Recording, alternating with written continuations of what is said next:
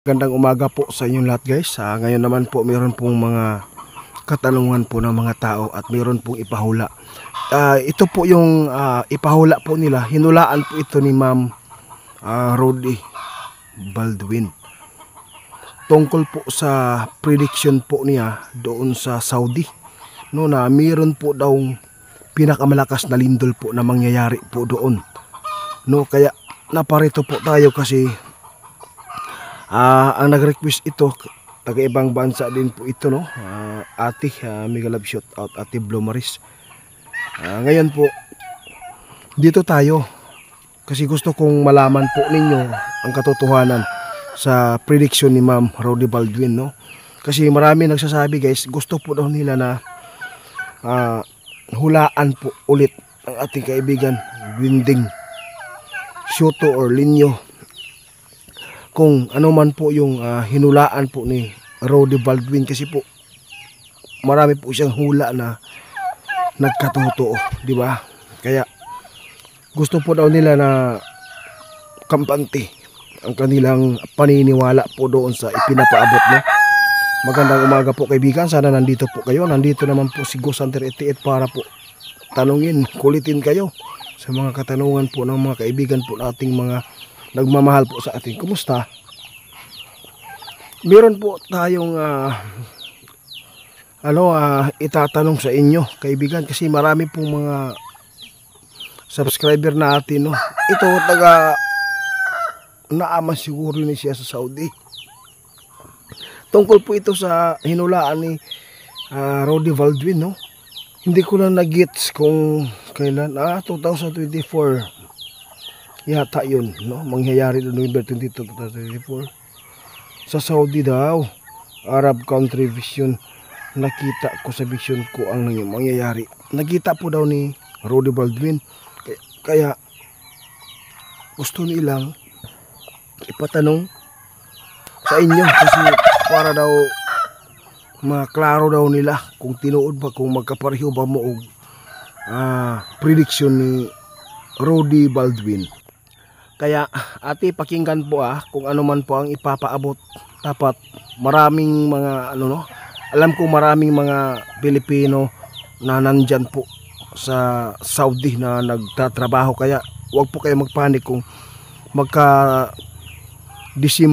po yung paghula po ng ating kaibigan na Winding Soto at saka kay Rody Baldwin, kung magkaparehas ito. Kaya dapat lang po tayo, no, manalig na lang tayo kung ano man po ang bumagsak dito sa mundo ng mga kalamidad. Oo kaibigan, meron po ba kayong nakitang lindol na malakas na mangyayari po doon sa Saudi? Kasi sabi po ng nag-request sa atin, ipatanong sa iyo kasi hinulaan po ito ng manghula na si Rody Baldwin.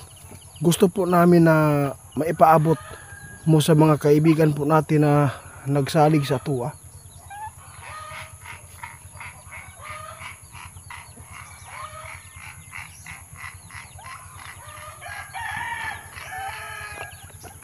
Guys, sabi po ni Soto, sa totoo lang yung hula ni Ma'am Rody Baldwin, totoo po yan, no? Mayroong mga lindol, paglindol, hindi lang po dito sa atin daw, nasasagupa na natin po yung lindol, pero hindi pa nangyari, no, yung pinakamalakas, no? Mayroong pang lindol na aabot po ng 10, no?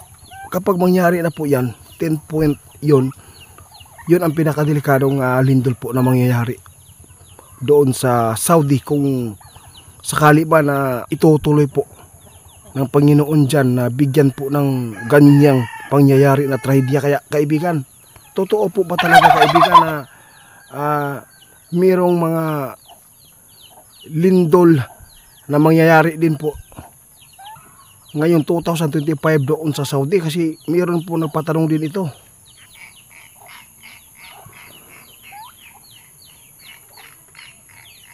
Ay, salamat po ate.